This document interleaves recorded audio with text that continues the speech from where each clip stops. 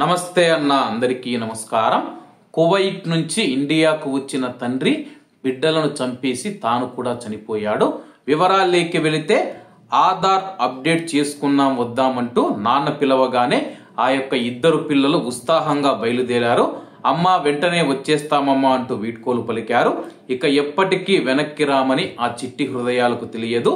తీసుకువెళ్లిన తండ్రి గోదావరిలోకి తోసి తాను కూడా ఆత్మహత్యకు పాల్పడ్డాడని తెలిసి ఆ యొక్క కుటుంబం శోక సంద్రంలో మునిగిపోయింది. వివరాల్లోకి వెళితే మలికీపురం మండలం లక్కవరంలో ఫైనాన్స్ వ్యాపారి అయిన సిరిగినీడి దుర్గా ప్రసాద్ 37 సంవత్సరాలు, భార్య నాగవేణి, కుమారుడు మోహిత్ 13 సంవత్సరాలు, కుమార్తె జాహ్నవి 9 సంవత్సరాలతో కలిసి నివసిస్తూ ఉన్నాడు. వారం రోజులుగా విశ్వేశ్వరాయపురంలోని నాగవేణి కన్నవారి ఇంటి వద్ద ఉన్నారు. ఆధార్ అప్డేట్ చేయాలంటూ సోమవారం పిల్లలిద్దరిని తీసుకుని దుర్గా ప్రసాద్ బైకు పైన బయలుదేరాడు. రాత్రి పశ్చిమ గోదావరి జిల్లా యలమంచిలి స్టేషన్ పరిధి చించినాడ వశిష్ఠ వారధి పైన ఈ వాహనం ఆగింది. పాదరక్షలు, ఫోన్ నెంబర్లతో కూడిన కాగితం కనిపించాయి. మంగళవారం గోదావరిలో గాలించగా దుర్గా ప్రసాద్, మోహిత్ మృతదేహాలు కనిపించాయి. అలాగే ఇద్దరు పిల్లలతో వంతెన మీదకు వచ్చిన దుర్గా ప్రసాద్ తొలుత కుమార్తెను నదిలోకి తోసినట్లు భావిస్తూ ఉన్నారు.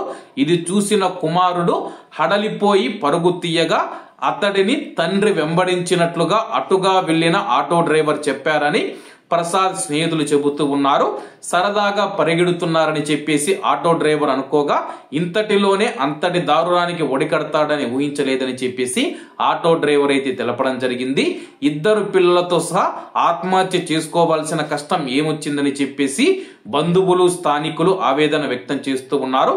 కుటుంబ కలహాల, ఆర్థిక సమస్యల, ఇంకేమైనా కారణాల అనేది పోలీసులు దర్యాప్తు చేస్తూ ఉన్నారు.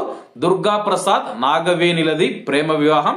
ప్రసాద్ ఉపాధి రీత్యా కువైట్కు వెళ్లి వచ్చాడు.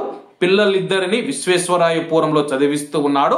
నాగవేణి తండ్రి రేకపల్లి వెంకటేశ్వరరావు గల్ఫ్ నుంచి రావడంతో వారం రోజుల క్రితం వీరంతా ఆ ఊరు వెళ్లడం జరిగిందనమాట.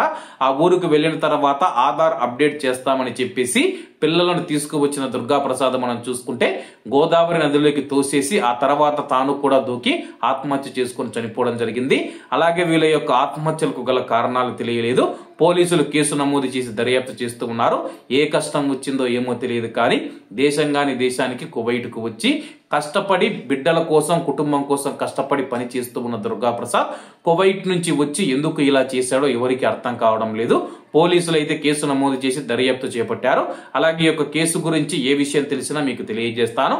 కాబట్టి అందరూ బాగుండాలి, అందులో మనం ఉండాలి. అందరికీ నమస్తే అన్న, జై హింద్.